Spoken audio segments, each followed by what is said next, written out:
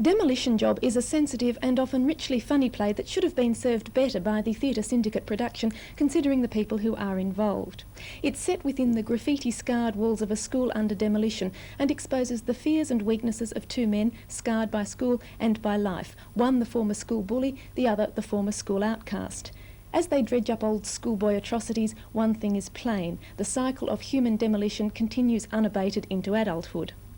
Gordon Graham's play is no blockbuster, but it's an honest play that has something truthful to say about human experience, and it says it well. But I'm less happy about Brent McGregor's production. It often seemed aimless, static and lacked tension. Gary McLean and Steve Nansu gave able performances that hopefully will become more than that, but disappointing was Peter Mitchell's performance as the outcast Quentin. He expressed the character through a lot of shaking and twitching that left me quite unmoved. It was all on the surface, and that's a pity, because Demolition Job is a small human tragedy that does deserve to be seen.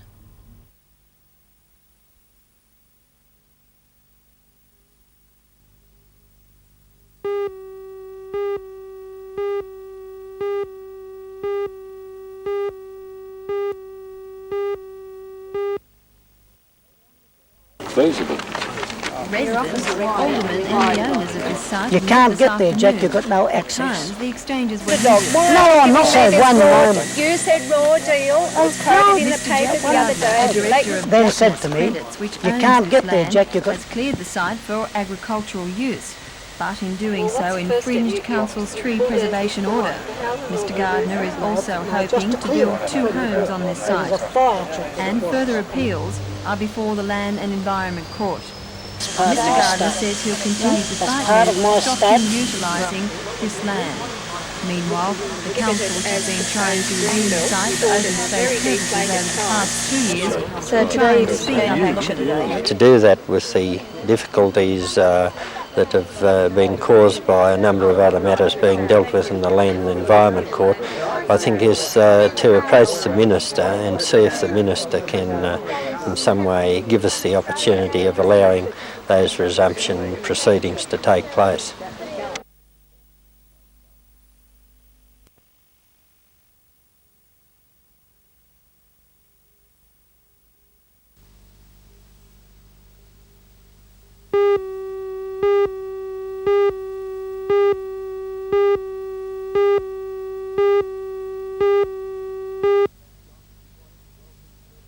Thanks, John. Good morning. Well, things certainly haven't gone according to plan.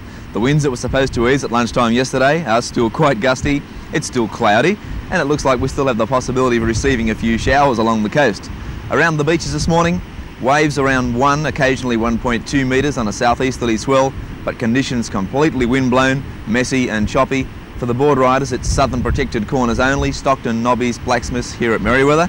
One guy in the water maybe enjoying, 2 guys in the water enjoying those conditions. We found them. For the swimmers, sweeps to the north, rips developing at all city beaches, swim between the flags, and weather-wise, the forecast issued by the Bureau for today, a mild and mostly cloudy day with a few showers or drizzle patches. South to southeasterly winds at 20 to 40 kilometres per hour, and seas mainly moderate on a moderate swell.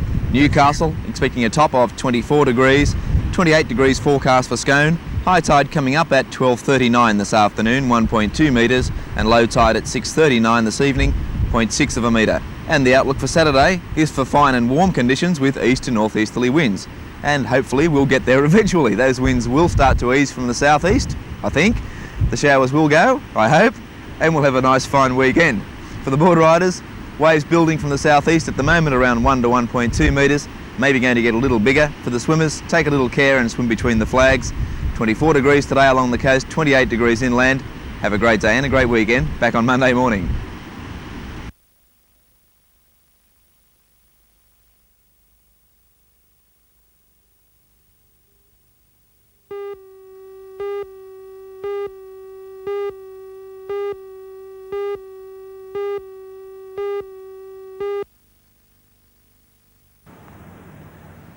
The extensions to the existing nursing home facilities and the introduction of a daycare centre were started in mid-1982 at a cost of nearly $1.75 million. The village now caters for nearly 400 people, with up to 40 people making use of the new daycare centre each day.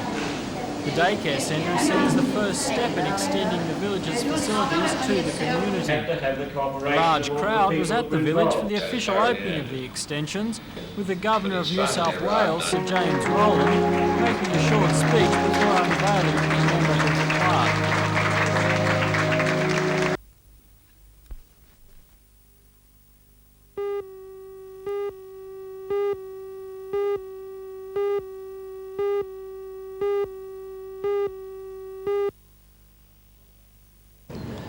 The games got away from New Zealand.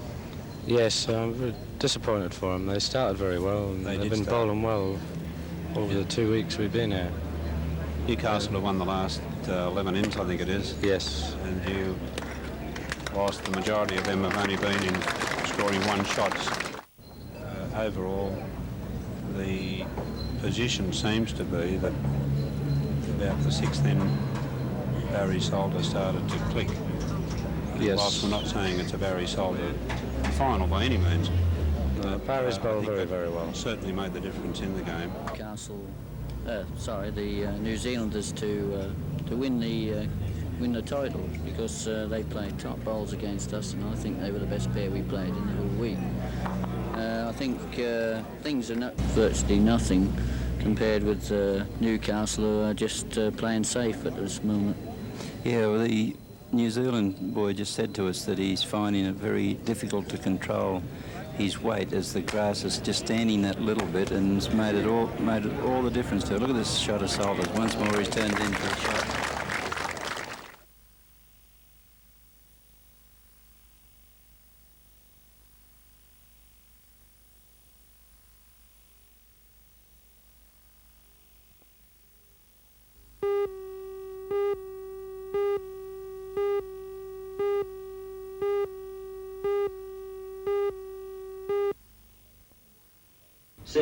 The men who were meeting at the Newcastle Leagues Club last night are all licensed electrical contractors, meaning that they can perform work for the public or employ people to do so.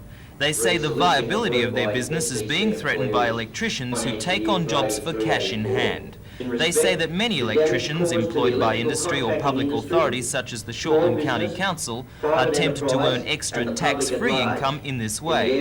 They also cite the problem of home handymen doing their own electrical work. The contractors point out that such unlicensed work is both dangerous and illegal. Mr. Powell, how widespread is this moonlighting? Statewide, well, I can only speak on New South Wales, but I do know that it is statewide. So how much business is this siphoning from private contractors? Our estimates at this time would be 40%, 30 to 40% of all domestic work being done in the Hunter Valley area is being done by anybody except a bona fide electrical contractor. So what needs to be done to solve this? Our attempts tonight are that firstly we would like Shortland County Council to come out as a public utility and publicly declare their aims in regard to their employees performing this type of work. Secondly, the Energy Authority of New South Wales must act to tighten up the regulations regarding the issuing of electrical contractors' licences. Ironically, Mr. Powell and some other electrical contractors yesterday received letters from the Prime Minister offering them financial concessions if they employ more apprentices. The intake of electrical apprentices has dropped 32% in this year alone, a situation the contractors say could be corrected if they weren't losing so much business to moonlighters.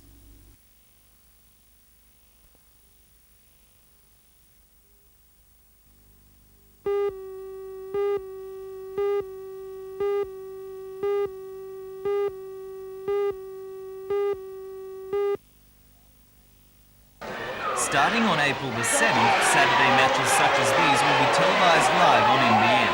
The board of Newcastle Rugby League met last night and reluctantly took the decision, even though it is worried that television coverage will cause a drop in gate takings. However, it says the move was necessary because of the ABC's decision to televise live the Saturday match of the Sydney League. Normally last year we played 2 matches on Saturday, 3 on Sunday. We decided tonight just to play the 1 match on Saturday and the 4 on Sunday. These decisions were made because we feel that we've got to do something to promote our local image in rugby league. There will be live Sydney Rugby League coming into our city on Saturday, and we believe that the opportunity should now be given to the public of Newcastle to also view local rugby league live also. So do you think this is going to increase the popularity of Newcastle Rugby League? We certainly hope it will. The local television channel have over the last couple of years requested that they be given approval to televise the local game on Saturday. We've refused them up till this point of time. We've now changed our decision, and we believe that it could be most beneficial to rugby league in Newcastle.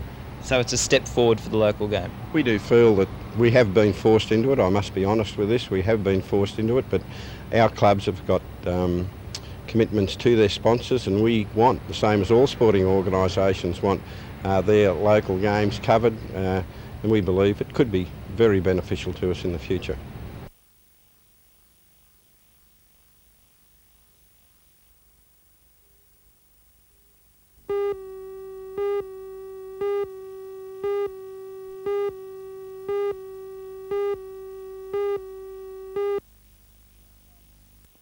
Mr Jack Gardner's determination to partly clear his property on Bombala Road, Dudley, has caused a furore. The Lake Macquarie Council has been trying for 2 years to resume the land, since it borders the proposed Glenrock Lagoon State Recreation Area. The land is also subject to a council tree preservation order, which prevents the lopping of any tree over 3 metres without council approval. At a council meeting last night, a submission by the Environmental Officer Helga Peterson was debated. Amongst the recommendations of the submission were that Mr Gardner be made to stop clearing the land and be required to seek advice from the Soil Conservation Service about its upkeep. It was decided that Mr Gardner, the contractor R.A. Guildford Proprietary Limited, and the dozer driver Mr D. Cox will be taken to court for not observing the tree preservation order.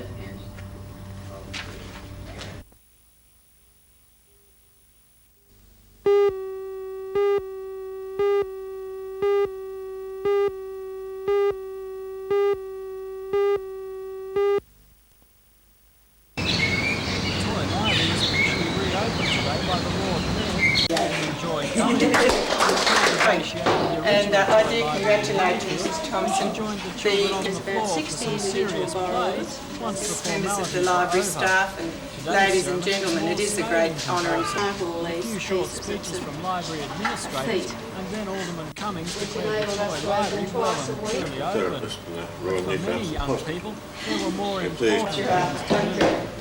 The Toy Library is situated on the ground floor of the Regional Library. Council and learn, be enthusiastic. The Toy Library also offers a section that is reserved for exclusive use by handicapped children.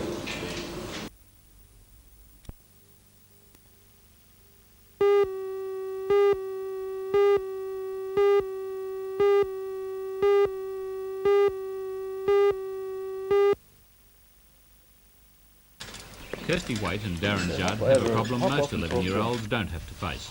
Both suffer from leukemia. In spite of the advanced treatment that's now available, that illness still presents them with psychological problems other kids don't have. And that's the point of Camp Quality, to bring together children who can benefit by sharing the trauma of a common illness. They go through a traumatic experience and other children don't experience, and I feel that they can draw from one another. What sort of thing did you observe in the Camp Quality that was run in Sydney? They were just normal kids, got up to all the pranks that normal kids got up to, and this is what we want them to do. Each child at the camp is accompanied by a trained counsellor. The cost of each pair is $250, but that money is being raised by blue light discos and local Rotary clubs. So far, 20 children suffering from cancer in one form or another have registered for the camp in May, but there is room for more.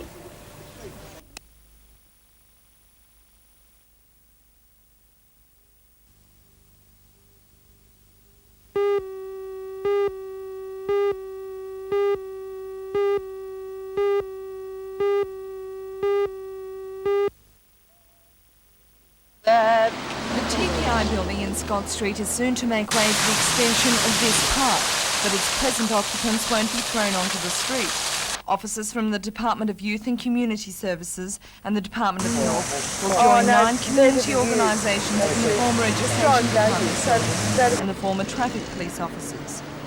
Parents Without Partners, the Totally and Permanently Incapacitated Association, residents groups and Newcastle Neighbourhood Centre are just some of the groups that will occupy the now disused premises. The Premier says the buildings are of historical significance and will be renovated for their new role with funds provided through the Community Employment Program.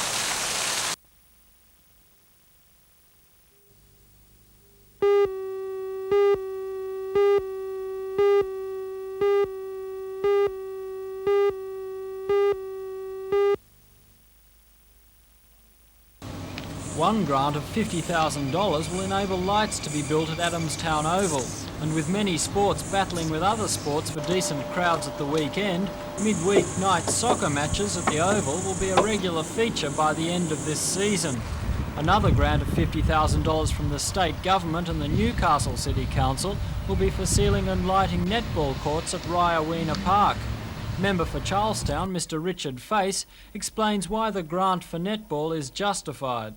The money that will be spent here at Charlestown will be in the form of sealed courts and lighting to complete virtually this complex that was done in 3 stages. The problem, of course, here is that like all sports during winter, that even though you get long rain and you might get a couple of days fine weather, it's still very soggy underneath. So this will allow the whole of the competition here to be conducted during the period that it runs, rather than have a lot of cancelled days. The fact is that with netball, this area here wouldn't be any larger than a large cricket oval, and yet you can expect about 1,200 to 1,400 women and girls playing in this competition here at Charlestown through this year. It's the fastest growing and by far the largest sport, netball, in Australia.